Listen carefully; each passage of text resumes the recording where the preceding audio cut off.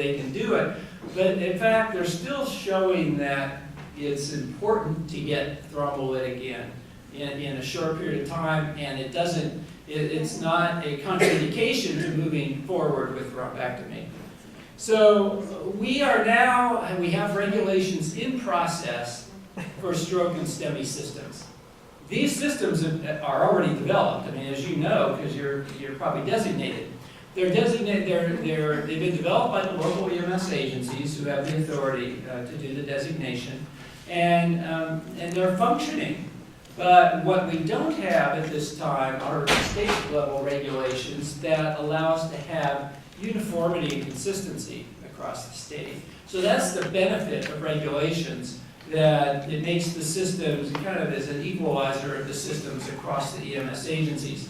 And our local agencies actually want regulations, because sometimes the hospitals will push back and say, well, we don't meet this criteria, but we can meet this one and this one, so you should designate us. And with regulations, then you can point to, here's what the regs say, this is what you need to do. So right now, these are in process, and what I mean by that is you develop a draft regulations, you submit them to the Office of Administrative Law, and it starts a clock ticking. And the clock runs for a year. And if you haven't gotten them approved after that year, you start all over. So right now, these are out for, so what they call out for public comment. Anyone can comment and send in recommendations for edits, changes, and that unfortunately that closes in about a week.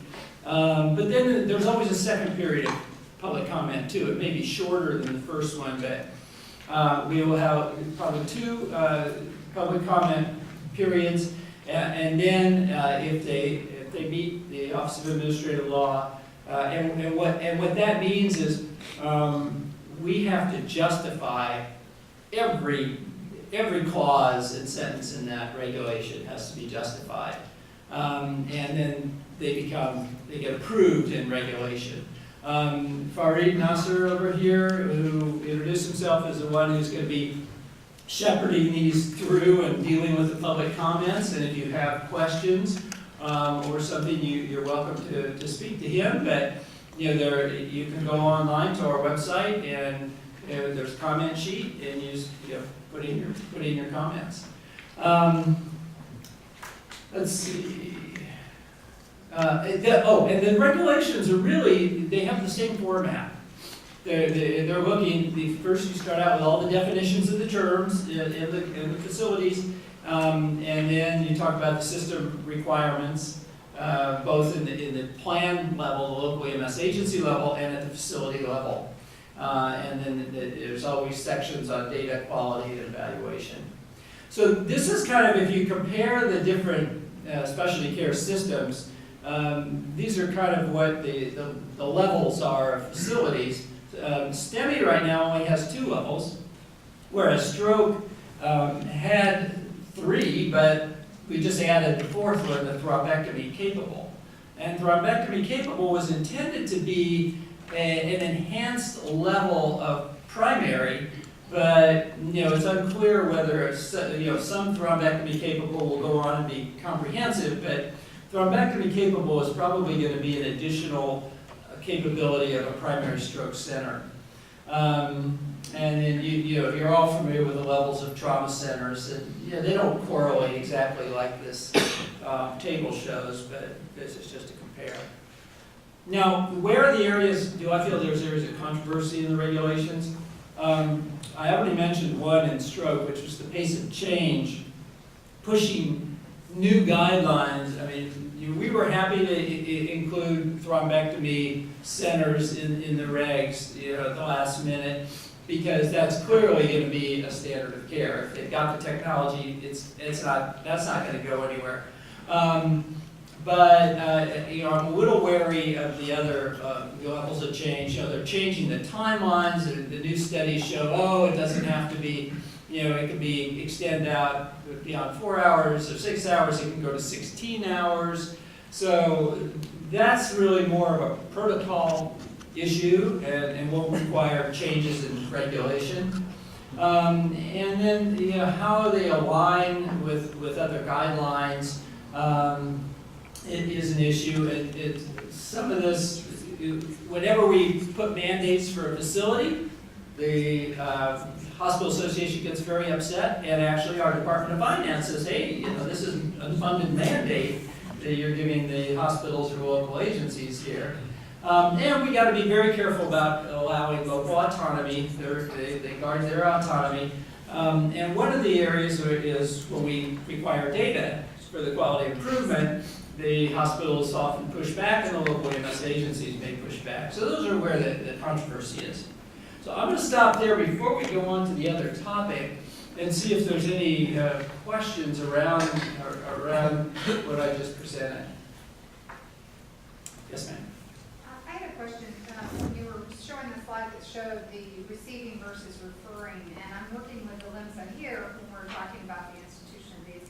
And we're actually talking that there's actually a third category, because it seems like as we interpret this, there's the receiving, which is clear.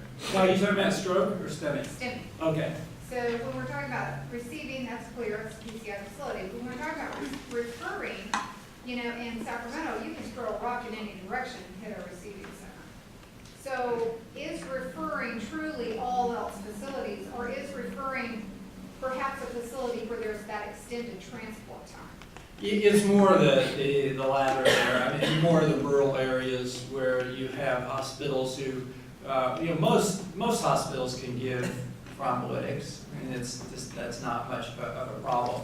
And then transfer to you know, a PCI capable hospital. So you know, I expect that many facilities will go to being a primary, but there's a lot of facilities who just don't have the resources even to be a primary facility, and they're more rural, I agree. So it's not addressed anywhere in there. We just wanted some kind of clarity. Well, did you look at the draft regs? Yes. Oh, so you felt like that wasn't addressed. Well, that's the kind of public comment we want. Yeah, it only really calls out the two, but there's really a third, which is well, the receiving is kind of, or the transferring is just kind of the nothing. They get them, evaluate, and move them on. I can make a comment on that. You know, we have basically the non-STEMI centers, which some of those hospitals that they don't do anything for the patient at that moment, but they are part of the system to transfer, you know, and communicate with those, you know, centers to start, you know, the treatment as fast as possible. So that's the third one probably you're talking about. right. So we're looking at facilities. If you look at Dignity Health, they have 2 STEMI receiving centers. And then the rest of the facilities provide the initial assessment and thrombolytic if they can't get the patient transferred and then removing. So on those non-PCI facilities, are they now in the referring category? Are they not addressed at all? Based on the regs, if you're asking in the regs, you know, as I mentioned, you know, we have non-STEMI centers, STEMI centers, and the STEMI PCI, basically PCI capable. So we just try to, you know, have all the hospitals as a player to this system, you know, in the regs. Well, certainly every hospital will have participation, but it's how you call it out. And the reason I'm hammering this point is because of the requirements for referring facilities. Because it's the data piece of that, right? So when you're a designated facility, you have an NCDR registry and you have data that's already being collected. There are people in place that play that role and can participate in that data sharing, as you will, through your contracts. It's the referring facilities that don't do that. And so are we assuming, and although the majority of these patients do transfer to a PCI facility, there are patients that never transfer because maybe they have a comorbidity or an elderly age, or they're not a PCI candidate for a variety of reasons.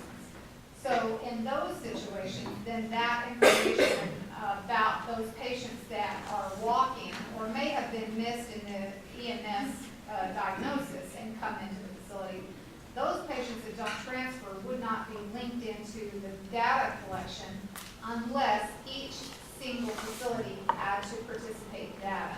So Yes, that's kind of but why they I'm do. looking for- They do. Any designated facility has to participate in data. In fact, we're even trying, although it's a little harder, in the trauma system to get non-designated facilities to participate in the data. But it's a hard push for some of those hospitals because they tend to be the more rural ones. Well, and that is what I'm referring to, because, the facilities like Methodist or Folsom or Sierra Nevada without that PCI capability are, to ask for this level of data from them and how it gets reported may be a significant burden.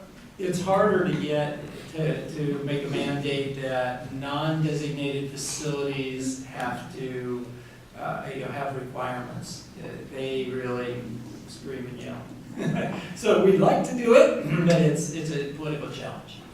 So I guess that's what I'm coming down to, is how the local EMS agency is going to define that. Because our conversation last week with Dr. Mackey was basically, if you're not a STEMI receiving facility, we probably won't have referrings. It'll just be a non. Yeah. Well, it's actually the regulations. It's the regulations that will require the data. That's one of the sections in the regulations. But please, if you have a specific recommendation or comment, send it in so we can be considerate on a broader level. Bill, did you have a question? Yeah, quick question. First of all, thank you very much for doing an excellent job and handling all of these issues. I look at trying to organize this as more like herding cats in the state of California. It's difficult to get all of these players together and moving in the same direction. For a couple of things, that is the PCI hospitals. We have 148 PCI hospitals in California, and we're trying to facilitate that. A couple of issues have come up with CDPH for that, the offsite hospitals that we direct. One of those is, it is fairly political for the LEMSA. In other words, the local, as far as that. You mentioned you didn't want to get into politics, but I can tell you that at the LEMSA level, there are politics where the LEMSA director is on staff at one hospital and does a fairly good job of preventing a competitive hospital from getting in by enforcing specific different aspects of it. So we've seen a fair number of complaints at the local level, not at the state level, of competition, and competition does rear its head at this point. And I wonder, how do you actually appoint a LEMSA director? Because the appointment of that position does carry potentially some bias in a political situation. There's clearly a potential for conflict of interest there, and most of the, whereas my position is full-time, I do a small amount of practice, in fact, at UC Berkeley Student Health, on the weekends, but that's the only clinical practice I do right now. But the local medical directors, most of them, except for the very large agencies, are part-time. So they still practice mostly emergency medicine. They should not be biased. I won't say that there aren't any situations like that. We don't have any influence over either the local EMS agency, which is what LEMSA means, the local EMS agency administrator, or the medical director. Those are chosen at the local level. And they're chosen by a democratic process or by an appointment by a state official? Or what? For the medical director, they usually put out an RFP, or they post the position, and people apply. And it's done at the county or agency level if it's a multi-county agency. And for the administrator, it's generally the same thing. That's usually full-time. And either the board of supervisors or the public health, if they're under public health, or the health agency will post those positions and make the selection. The second question that has come up for offsite hospitals is they have called 911 to transfer a patient who needs emergency cardiac surgery.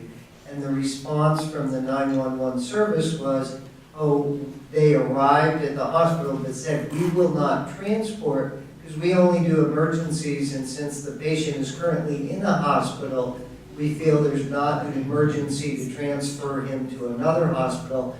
We're not involved with transfers, only the emergency service. And in that situation, that patient, life-threatening, has to go to the other hospital for emergency coronary artery bypass surgery. That is politics, because there are exclusive contracts between the local agency and the 911 emergency transfers, and there are usually other multiple agencies doing interfacility transfers. Jimmy, did you want to respond to that? Yeah, I think a lot of those issues should be addressed at the county level.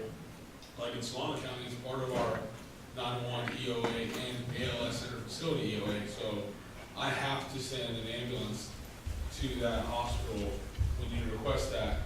I'm kind of in that party where I don't think it's a 911 We call. love student energy, thank you, Megan. But, just my thought process, when we have that, instead of taking a 911 resource, if I have an interfacility resource, they get there, like in Solano County, on average about 8.5 minutes, which if you look at your response times, that's pretty comparable.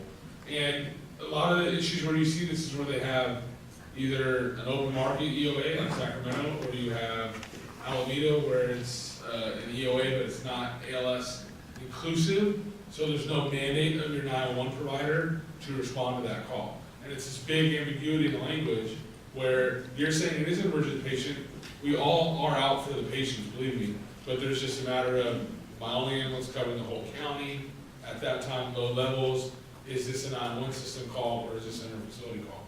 I mean, this is the tough part, but I go back to your lenses and have them create processes. This shouldn't be a problem if you have the proper ambulance contracts, either out of your hospital or through your county. Agreed, yeah, they're really different functions in the county has a contract, they have to respond to the 911 calls. So that's an issue you can take up with either your administrator or your medical director and say, how do we solve this? This is a problem. And the last question was you related to, you're going to follow from the time of the ambulance first arrival. But I think most of our data we would suggest we're looking at now the time to first medical contact. So we do include the time it takes for the 911 to get to the house after that first 911 contact. So from the first medical contact to balloon time, let's say for PCI, is what is an important aspect. So I would not necessarily throw out that data, but keep it in your data set. Now, maybe I'm mistaken, but I had thought that first medical contact meant actually arriving at the patient's side. But I do think it's really important to account for any delays from the contact with 911 until there's response. Generally, that's not too long because most of our communities have first responders, which are generally the fire agencies, and they get out there very quickly, and then they'll turn the patient over if they need transport. Other questions? Yes? I'd just like to raise one point before we go on, which is at our summit, April 5th now at UC Berkeley, we had some fantastic stroke experts talking about how few patients can benefit from the thrombectomy. And so to not throw out the baby with the bathwater, thinking that we don't want to give the public message that we no longer have to work on Tanya's brain, because it's from the event to the intervention, those minutes are brain lost. Absolutely. So that is something that I think is a great misperception happening in the community, and I just wanted to relay that to those of you who were not at the summit with us. Everybody couldn't make it. Which is why I said that there isn't good evidence yet to bypass a hospital capable of giving TPA or alteplase, to get to a thrombectomy capable center that may be 20 minutes away. So, that is not, that's still evolving system and science. And it really depends on community, right? Because every community has a different situation, but the issue that Bill just raised, Dr. Balmer, UC Davis Cardiology, about the transfer, I just wonder, is that also, in addition to the contracts issue that Jimmy raised, is that also possibly a hospital saying, we don't want this patient because they don't have the proper We have card? laws for that. But there is, remember, transfers out of the emergency department are emergency. It's the transfers of inpatients that run into the problem you're talking about, Bill. Is there another question over here? Yes. Quick question. I know that there were proposed regs last year that went out for public comment twice. What's the difference between those and these that you just released? Nothing. We got our hands slapped because we didn't get them approved by our agency and the Department of Finance before we started the process, so we had to start the process over again. Yeah, our fault, our bad. So the next thing I want to talk to you about is a really interesting, I think you'll find this an interesting project. There is it's a statutory project called the Health Workforce Pilot Project, run by OSHPD, and all of you know and love OSHPD, I'm sure, which is one of our sister agencies in our department. And that was actually a program from the 80s, very far-sighted. Before we were thinking, systems, quality, improvement of healthcare, this was a program to test innovations in care related to expanded scope of practice. And over the years, the most common, or the people who have used it the most are the nurses. This is how we got nurse practitioners. This is how we got many of the advanced practice capabilities. And so we applied and were accepted into this project to test something called community paramedicine or mobile integrated health, which is an expanded role for paramedics. This is not just something that we thought up de novo. This is going on around the country and internationally. And what they found is that paramedics, instead of just responding to emergencies, or even when they respond to emergencies, can fill in gaps and cracks in our healthcare system and our healthcare safety net. So the definition that we use for community paramedicine is, it's first of all, the real key is it's locally determined, community-based. In other words, it's not me saying we're starting a statewide program and everybody's going to do it this way. That's not it at all. It has to come, it's a grassroots thing. And it has to come from a partnership at the very local level, at the hospital, clinic, or system level. For paramedics to help address specific needs. And what they're good at is bridging kind of primary care and emergency care, because that's often what they do is in response to emergency care. Why paramedics? It's worth thinking about this. Well, one of the main things is, they're pretty trusted by the community. They can go into anybody's house, anybody's business. People don't usually throw rocks and shoot at them. And they're very widely distributed, not just in the inner city, but also in rural areas. And they operate 24/7, 365, by dispatch and under medical protocol. All those are very positive characteristics when you want to respond quickly to something or have flexibility in how you respond to something. Remember, they're the ultimately mobile healthcare workforce. So we tested multiple concepts. We had a whole list of concepts and allowed communities to choose. Some of it was short-term hospital discharge, post-discharge. And I'll go through these with you in terms of our results so far. So you can see that we had one that we, after evaluation, after a first year or so, canceled. And that was taking patients who called 911, taking a subset of those to urgent care centers.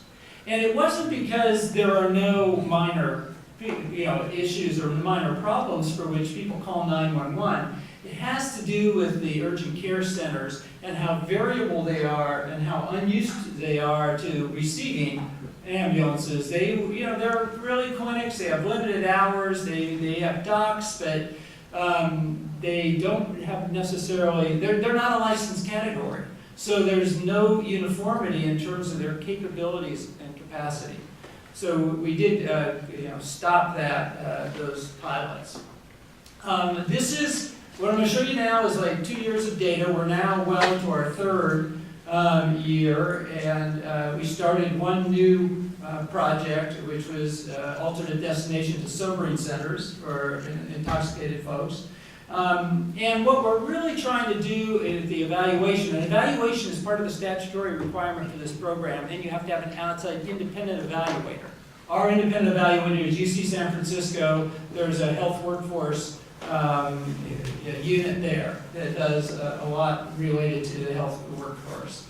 And we're mostly looking at safety and effectiveness. We did look a little bit at potential savings, but this is not really a funded project. And most of these, as you'll hear, are really in-kind contributions by the EMS agencies. This is the number of patients that we had up till September of last year. So like I say, we're almost 8 months, at least beyond that. And the number enrolled in the various projects.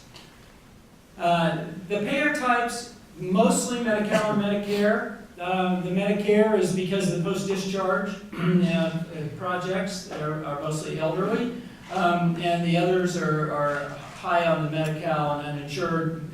And so this really, we're focused on, again, on gaps in underserved populations for the most part. And if you looked at the individual projects and the distribution of payer mix, you can see that the mental health is almost all Medi-Cal, but that's because there was a private hospital that was not participating in the project, and they would not let the public facility take any of their patients, and so they were restricted to that.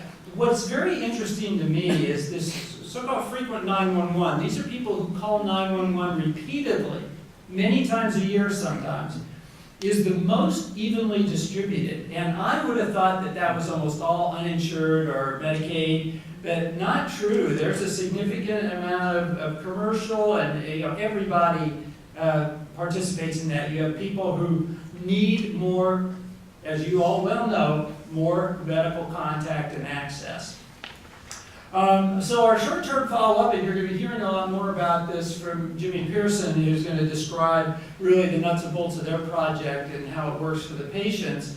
But we're looking at just early short-term follow-up. We're not trying to replace home health. We turn over, they coordinate and turn it over to home health. They usually are limited to just a few visits, but the key is they can get out there, even for somebody who's discharged on a Friday evening, they can get out there in 48 hours or over the weekend and check on them, make sure they're taking their medications appropriately, understand their discharge instructions, and have a discharge follow-up plan. And one of the most important things about going out to their house was that they would have the patients pull all the medications out of their cabinet and drawers and their new medications they were discharged with and put them all on the table. And as you can guess, they found all kinds of duplications. And so people were taking 2 or 3 prescriptions of the same thing, or things that were counteracting each other or causing toxicity. So here's the results on this, and you can see that most of them had significantly decreased readmission rate. The one there, is there a pointer on this? Brian, you're on. Very top. At the top? I just don't want to push a button and this. Oh, there we go. Acute congestive heart failure did not show a benefit, and they were a little different in that they were trying to do it by phone call instead of going to the house. And so we told them, no, you have to start going to the house, and we haven't seen the results of that. And then there was one over here, the Alameda County was trying to do, or the city of Alameda is trying to do COPD. Didn't have much in the way of significant benefit, and we're not sure what that was, whether that's a clinical issue or what, just comorbidities, and they weren't able to do much for them. So frequent EM users, as I said, EM systems users were the people who call 911 frequently. And so what they're doing in this instance is they know who these people are, right? Because they get the dispatch data, they can identify these people and they know where they are, because they know where they always go. So even if they're homeless, they know where to find these people. And what they're doing is basically trying to organize, coordinate case management. They work with social workers, psychiatric services, whatever, and they try to get these patients to accept services, which is the hard part. And when